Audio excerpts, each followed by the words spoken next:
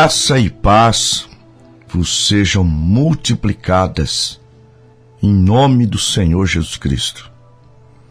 Ouvintes, em Gênesis, capítulo 1, versículo 11, Deus disse: produza a terra erva verde, erva que dê semente, árvore frutífera que dê fruto segundo a sua espécie, cuja semente esteja nela sobre a terra.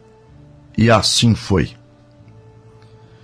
Em Levítico está escrito, no capítulo 19, versículo 19: guardareis os meus estatutos, não permitirás que se ajuntem misturadamente os teus animais de diferentes espécies no teu campo.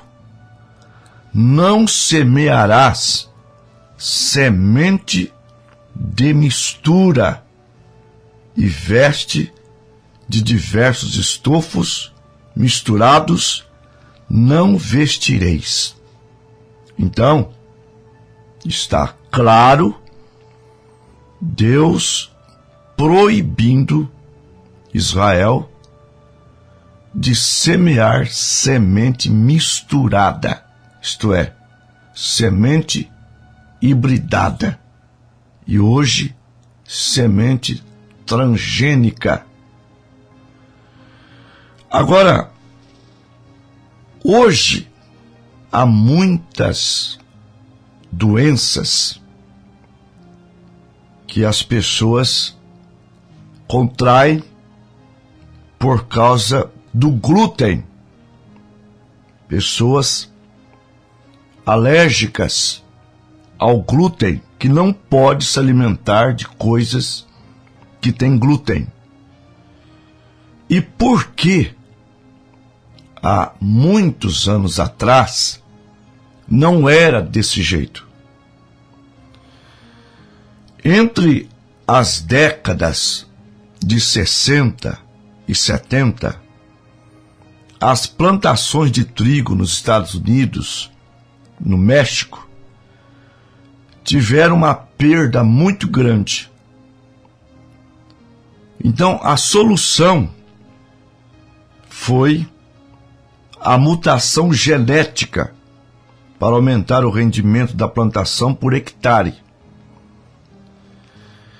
E para que ela ficasse mais resistente às pragas, criou-se uma espécie chamada de trigo anão, que passou a ter, então, 14 tipos de glúten que não existiam na semente original e serviu de base para a expansão industrial de produtos alimentícios. Na época não fizeram pesquisas sobre o impacto que causaria no organismo humano. Só pensaram no rendimento, no dinheiro que ganhariam e na expansão das suas indústrias. E de acordo com a Embrapa, empresa brasileira de pesquisa agropecuária, atualmente existe 29 vezes mais glúten no trigo do que havia há 40 anos. E entre o trigo estão o milho, a soja e outras coisas que nós comemos. Agora, comparando isso com o espiritual, a palavra de Deus é chamada de semente incorruptível. Ela é a semente original. 1 Pedro 1:23. sendo de novo gerados, não de semente corruptível, mas da incorruptível, da palavra de Deus, que permanece para sempre. Então, se vamos fazer um paralelo entre as sementes naturais com a semente espiritual, está escrito em Mateus capítulo 4, versículo 4: nem só de pão o homem viverá, mas de toda a palavra que sai da boca de Deus.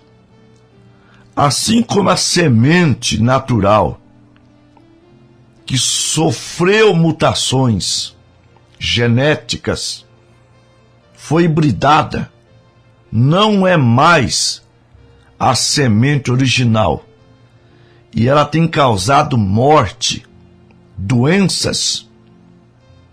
O que diríamos da palavra de Deus, que é o alimento das nossas almas? Então, levemos para o espiritual. Na primeira carta de Pedro, capítulo 2, versículo 2, está escrito: desejai afetuosamente, como um menino novamente nascido, o leite racional, não falsificado, para que por ele vades crescendo. A palavra para dar vida, ela não pode ser híbrida, transgênica, ela tem que ser pura. E as pessoas, como nos dias de Jesus, Jesus encontrou no cenário de Israel os mandamentos de Deus hibridados. Mateus capítulo 15, do versículo 6 ao 9. Assim invalidaste, pela vossa tradição, o mandamento de Deus. Hipócritas, bem profetizou Isaías a vosso respeito: esse povo honra-me com seus lábios, mas o coração está longe de mim. Em vão me adoram. O que é uma adoração em vão, sem efeito? Em vão me adoram, ensinando doutrinas que são preceitos dos homens.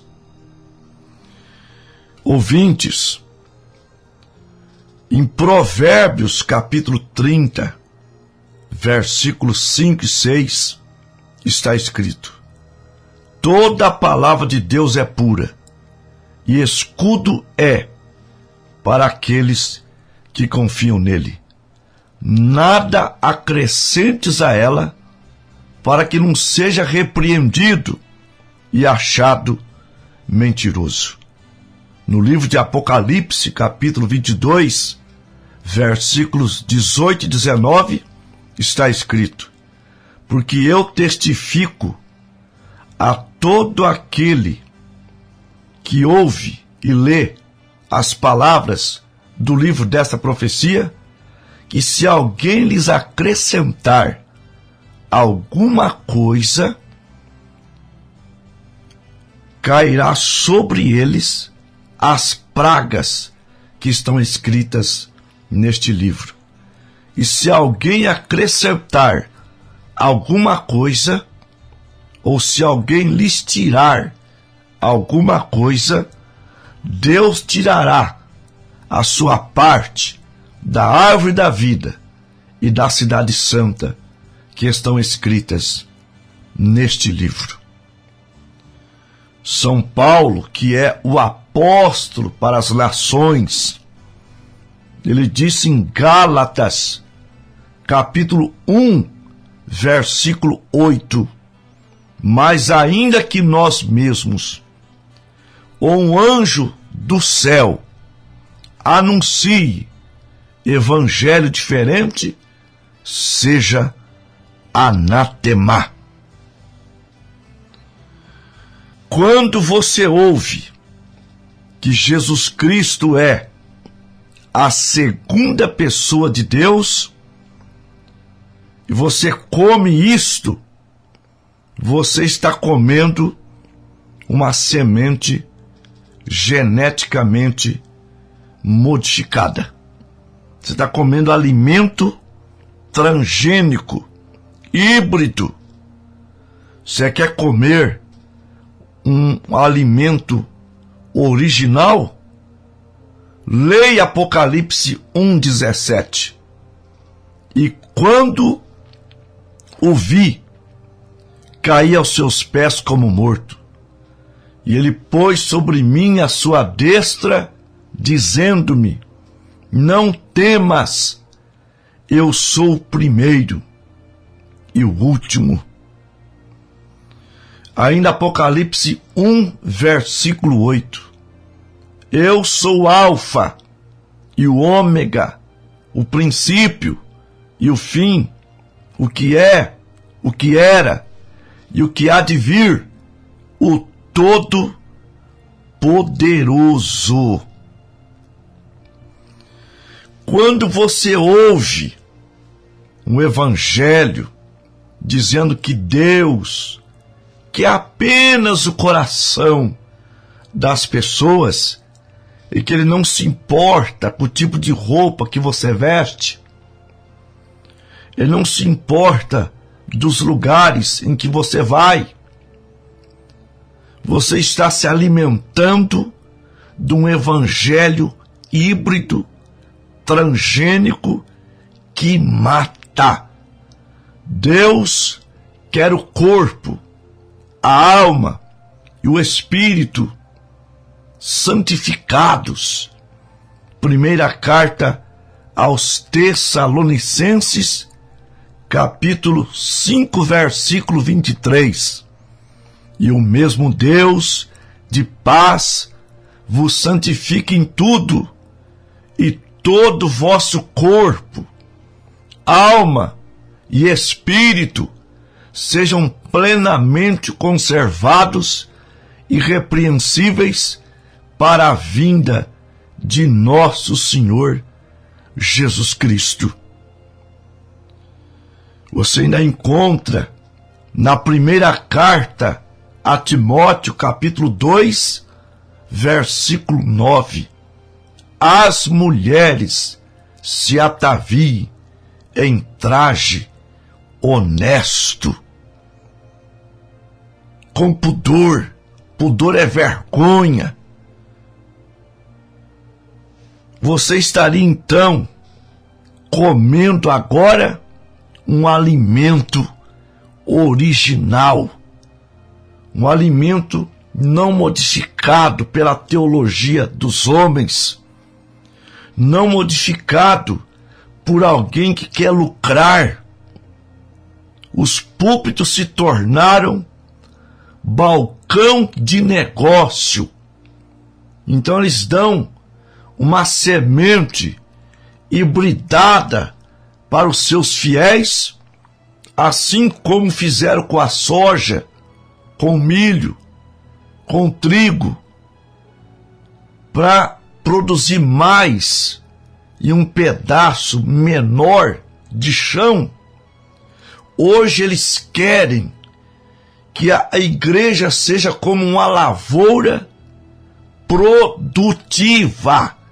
E para produzir mais, arrecadar mais, eles estão dando um evangelho hibridado, transgênico para as pessoas.